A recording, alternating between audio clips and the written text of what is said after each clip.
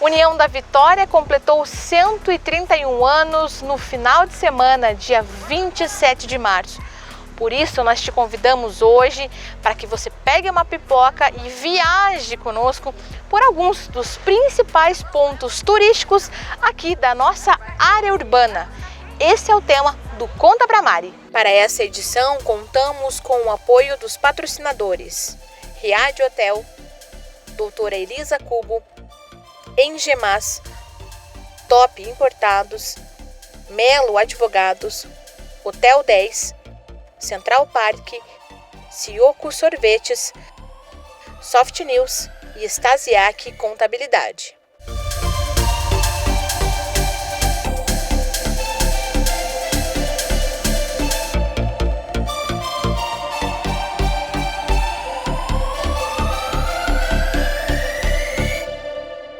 A indústria do turismo é chamada indústria sem chaminé, isso porque ela movimenta muito a economia. Apenas em 2014, o setor de turismo movimentou mais de 200 bilhões de dólares em todo o mundo. A rede hoteleira também vem retomando seu movimento de maneira gradual, apostando especialmente em dois públicos: o turista que passa pela cidade e os empresários que vêm a trabalho. Por isso, o Conta Pra Mari dessa semana mostra um pouco mais sobre o turismo de União da Vitória. É a nossa homenagem aos 131 anos dessa cidade tão querida, escolhida por quase 60 mil pessoas para ser o seu lar. A história dos 131 anos de União da Vitória remonta a outra história. Foi em 1842 que Pedro Siqueira Cortes descobre a passagem do Val, aqui no Rio Iguaçu. O espaço é famoso e histórico e foi aqui onde tudo começou. Daiane Escolaro é turismóloga e presidente da Associação de Turismo e Meio Ambiente do Vale do Iguaçu, a ATEMA, e vai ser a nossa guia. Caminhamos um pouco além do Monumento do Val e chegamos ao centro do bairro Navegantes, um espaço que reúne alguns importantes elementos da história e cultura da cidade. A gente está aqui na frente desse barco centenário, um símbolo da navegação. O que a gente pode contar aqui desse bairro, desse espaço, um bairro que carrega o nome aí dos navegantes, Daiane? Então nós temos a questão da navegação do Rio Iguaçu, né, que foi muito forte aqui na nossa região por conta do Rio Iguaçu, porque nós tivemos os ciclos aqui na nossa região. Então nós tivemos o ciclo do tropeirismo, que tem aqui foi descoberta a passagem do Val, e nós temos a questão do ciclo da navegação no Rio Iguaçu, porque daí nós tínhamos o fluxo de vapores que transitavam aqui pelo Rio Iguaçu e aqui era um ponto de parada dos vapores. Então aqui na realidade, tanto com a questão da passagem dos tropeiros, depois com a navegação, a cidade começou de surgir nesse local e aonde é hoje a passagem do Val. Então aqui é um atrativo turístico, ele inclusive faz parte do City Tour, quando os turistas vêm para a União da Vitória, Porto União, e fazem o City Tour, aqui é um ponto de parada, justamente até para contar a história aqui da navegação. Nós temos inclusive uma pintura que retrata a questão do gado atravessando o rio. Inclusive é um espaço que está em fase de revitalização agora, já foi feita uma revitalização na pracinha, que é a Praça Campolim Ramos. E essa canoa era justamente do Campolim Ramos, que ele inclusive era utilizada aqui para fazer a travessia no Rio Iguaçu. Ela tem 100 anos, ela completou 100 anos ano passado, então é uma canoa centenária e é um local que faz parte do City Tour. E aqui também é um local de passagem do projeto de cicloturismo, que é o cicloturismo, a rota de cicloturismo Vale do Iguaçu, que abrange 6 municípios. Aqui é um local de passagem aqui por União da Vitória. Então justamente para que quando os ciclistas estiverem passando por aqui, possam conhecer um pouquinho da nossa história aqui. Se a gente pensar em nascimento da cidade e imaginar aí há 131 anos atrás, não tínhamos pontes, tínhamos apenas os barcos. Como passar de lá para cá, né, para conhecer essa cidade diante de um rio tão imenso? Então toda essa história da navegação e a travessia do Val está está totalmente ligada com o nascimento de União da Vitória, senão nem estaríamos aqui, né? Não, com certeza. Na realidade, a questão até da descoberta da passagem do Val, que é uma passagem rasa no Rio Iguaçu, isso que na realidade a cidade surgiu por conta disso, né? Então isso lá em 1842, na realidade já foi encontrada essa passagem aqui, e a cidade surgiu por conta disso, né? Surgiu por conta dos tropeiros, então eles atravessavam o Rio Iguaçu, era um ponto de parada aqui, né? Para depois eles seguirem viagem. Então a cidade começou no bairro Navegantes. A igreja católica que é aqui na comunidade também tem uma forma de barco. A igreja por si também já é um atrativo, né, Daiane? Sim, é uma igreja em formato de barco, né? Então nós estamos no bairro Navegantes, a igreja em formato de barco é um atrativo, na realidade é um diferencial até que tem aqui no bairro. A escola Professor Serapião, também centenária, foi construída aí numa época bem importante. O que a gente pode contar da escola e do entorno dessa escola, Daiane, por favor? Então, a escola ela está bem em frente à Praça Coronel Amazonas. Então, a Praça Coronel Amazonas ela tem todo o seu contexto histórico. Inicialmente, aqui na praça, nós tínhamos um prado de corrida de cavalos, isso lá em 1891. Olha. Era o Prado do Murici, que a comunidade fez, né, esse prado. E depois, já no período da Guerra do Contestado, aqui era um pedaço da pista, mais ou menos 400 metros, que era da aviação militar durante a Guerra do Contestado. Então, o contexto histórico da praça ele se inicia com essa passagem. Depois nós tivemos a Guerra do Contestado e terminada a guerra, foi dividido, né? Um pedaço ficou para o Paraná, um pedaço ficou para Santa Catarina e a divisão foi feita pela linha ferroviária na área central. E a escola, a igreja, isso ficou do lado de Santa Catarina. Então, o Colégio Professor Serapião, na realidade, a escola que estava lá em Porto União, ela veio para a União da Vitória, ali na rua Carlos Cavalcante, em frente à Casa Verde, e daí depois o governo do estado construiu aqui a escola Professor Serapião. Na realidade o governo construiu a escola, construiu também a igreja, que é a catedral, construiu também a prefeitura, né? E a Câmara, né? E também tinha um hotel também que ficava aqui no Exato. entorno da praça, que não existe mais porque na realidade foi queimado, porque havia o medo na época que fosse tombado pelo patrimônio histórico e depois não poderia mais fazer nada na área. Então, aqui em torno da praça que se começou daí, novamente, de se reerguer a cidade de União da Vitória após a Guerra do Contestado.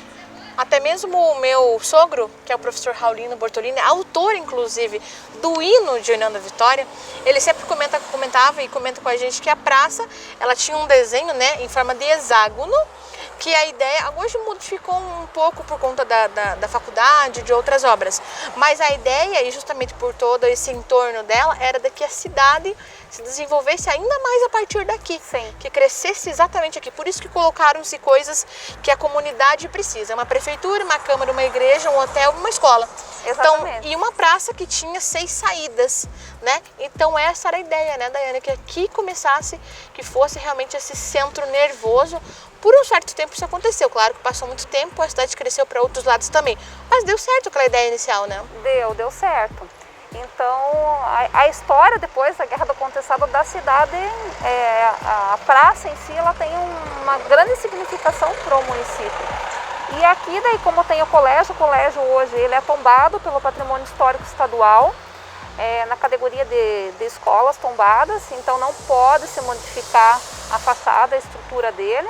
E o professor Serapião, na realidade, foi ele que fez o brasão do União da Vitória por encomenda do Coronel Amazonas.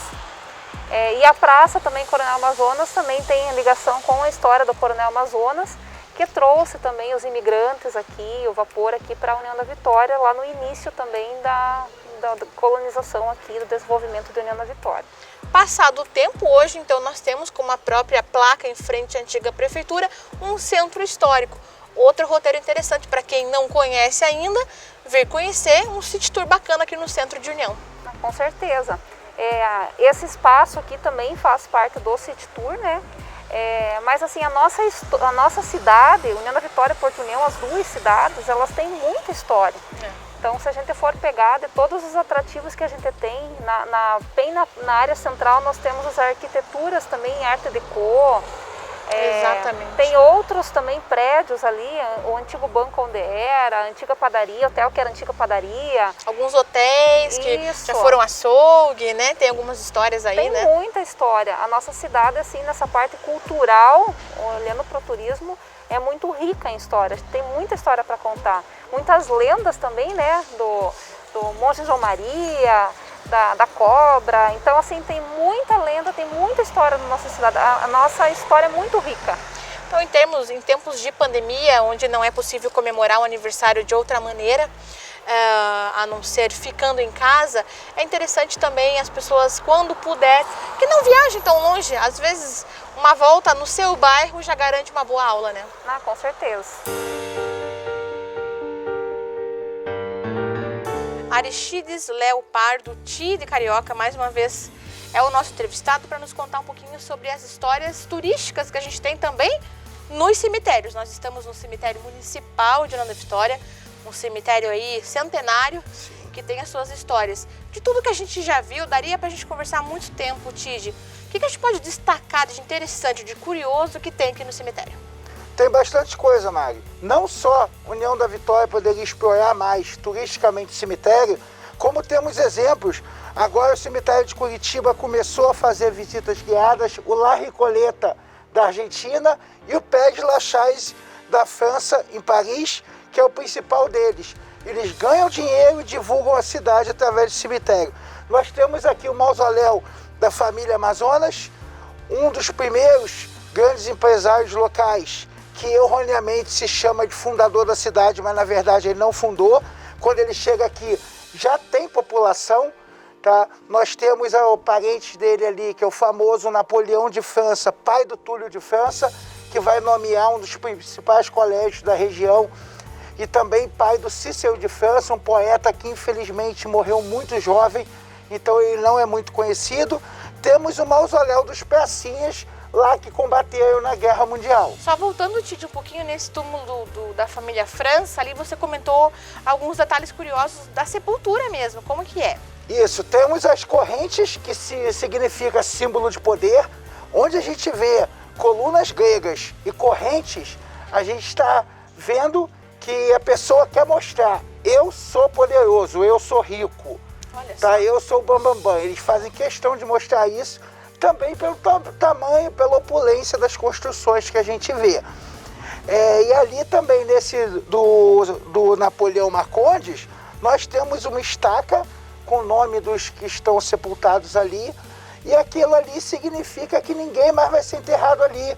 Por exemplo, você tem um parente distante que foi preso, é bêbado, ou tem uma conduta não propriamente dita, vai ser enterrado em outro lugar. Ali é uma família ilibada, tá? Rica, da elite da cidade, que encerrou o ciclo ali. Os outros vão ser enterrados, os outros são os outros. Vão ser enterrados em qualquer lugar. Interessante. Você falava do Coronel Amazonas do túmulo por muitos anos, você dizia, o mausoléu era visto aí de vários pontos da cidade, né? Como você citou, o cemitério é centenário. Então a gente está falando de uma época que não tinha prédios. Então você consegue ver lá de baixo, perto do Santa Rosa quase, de longe você conseguia avistar. Lá para trás você conseguia avistar. Você não tem esses edifícios que tem hoje. Então isso foi construído, inclusive nos documentos antigos, que hoje não resta mais, nenhum túmulo poderia ser maior que o dele. Porque ele doou o terreno e ele queria deixar bem claro, eu sou o cara, a cidade é minha e acabou. Tanto é que a residência dele ficava no alto para ele controlar tudo. Quer dizer, isso é um pequeno detalhe. Após a morte, se imitou muito a vida dele, né? Mas na verdade não só aqui. Se a gente reparar toda a construção do cemitério, a gente vai ver a morte representando a vida. Porque tem as ruas, a avenida principal aqui, tem as ruas largas, as casas arborizadas, com jardins, banquinhos, E lá atrás a gente vê túmulos mal pintados, um colado com o outro, é a periferia. A vida dos mortos, ela é uma reprodução da vida dos vivos. É uma continuação. Nós vamos continuar esse papo em outro túmulo bem interessante também, um túmulo inclusive tombado pelo patrimônio histórico. Vamos lá? Vamos. Outro túmulo que chama atenção aqui no cemitério municipal é de Juan Cícero, ou Cícero, enfim. Qual que é a história desse túmulo, desse personagem, Tide? Mag, esse é um túmulo bem interessante. Dizem que é tombado, tá? Eu não conheço, não vi o livro tombo, não sei realmente se é, mas existia um grande pé de erva aqui. O seu Juan, ele é uruguaio e ele foi o dono da primeira... Dono não, presidente, o responsável pela primeira cooperativa de erva mate de União da Vitória. Ele também, como podemos ver ali no desenho em bronze, ele tinha uma fábrica de barricas. Ele, além de usar a barrica para transportar a sua própria erva, ele também vendia a barrica para outros ervateiros da região. A família dele não ficou na cidade e o curioso, ele tem uma história ligada à erva mate, que é um grande produto da nossa cidade desde a antiguidade até hoje. Tem um túmulo desse tamanho e nenhum livro cita o nome dele. Que curioso. Curioso. E certamente, pelo que a gente vê na placa, que é um projeto, a gente sabe que é da prefeitura, enfim, ele era uruguaio, isso, e ele tinha uma ligação bem interessante com o município, tanto que recebeu essa homenagem. É um túmulo provavelmente tombado, né? Então tem um histórico bem bacana mesmo. É bem bacana, a gente pode ver também os detalhes, a riqueza de detalhes, que dificilmente a gente encontra em outros túmulos aqui. Uma placa de bronze muito bem trabalhada, para a época que ele morreu, início do primeiro quartel do século XX. É difícil fazer um trabalho desses, então a gente vê que é uma pessoa de poder. Tide, aproveitando, qual é uma história curiosa ou lenda, enfim, parece que tem um anjo da trombeta, aí qual que é essa história? Nós temos várias histórias interessantes aqui. Eu vou citar uma que seria no mausoléu que a gente visitou ainda há pouco, da família Amazonas. Tem um anjo desenhado, tá, com uma trombeta na mão. Dizem que quando o último Amazonas morrer, tá, esse anjo vai tocar a trombeta e a cidade vai terminar em água. Só que pode ficar bem tranquila que tem muitos Amazonas marcondes por aí ainda. Ufa, que bom. Então vamos viver bem, vamos ficar tranquilo, já nos basta a pandemia, vamos deixar o anjinho quietinho, né? Isso aí. E muitas outras lendas, né, Tide? Tem bastantes histórias, a gente pode aproveitar outra ocasião pra gente contar mais. Contar apenas a história aqui do cemitério municipal, que tem muita coisa. Mas fica a dica, né, Tide?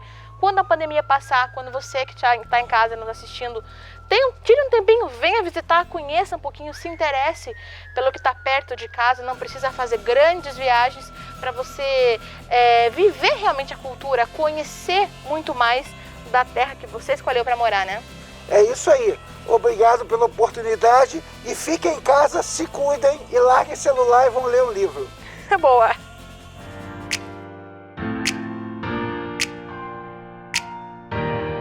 Recuperamos o fôlego, apreciamos a beleza da cidade e aqui do alto vimos o quão linda é a nossa União da Vitória. Sem dúvida, o Morro do Cristo é um dos pontos mais conhecidos, um dos cartões postais mais famosos de União da Vitória.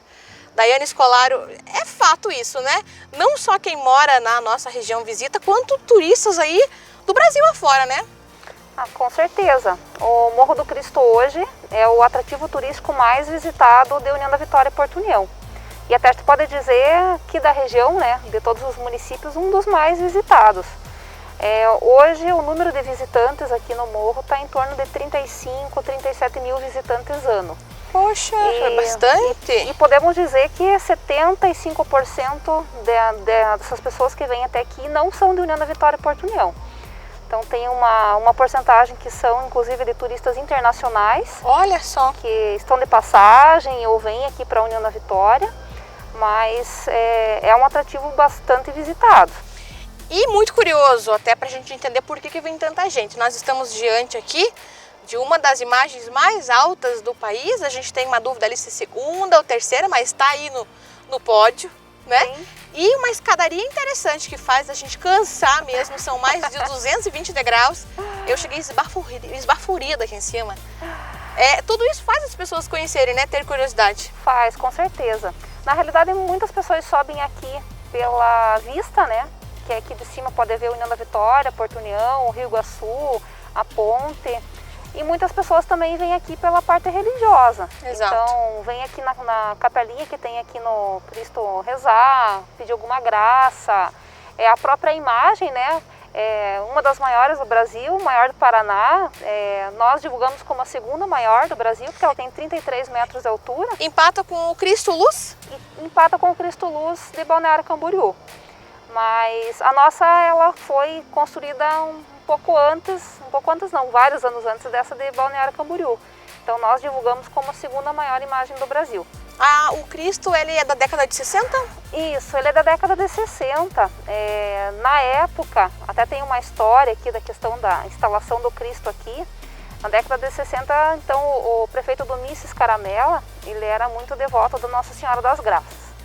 E ele queria instalar a imagem da Nossa Senhora das Graças naquele morro que é próximo ao Ponte do Arco. Olha só. E ele pediu para um funcionário da prefeitura na época, o seu Canfield, ia até lá naquele morro ver o melhor local que era para colocar a imagem.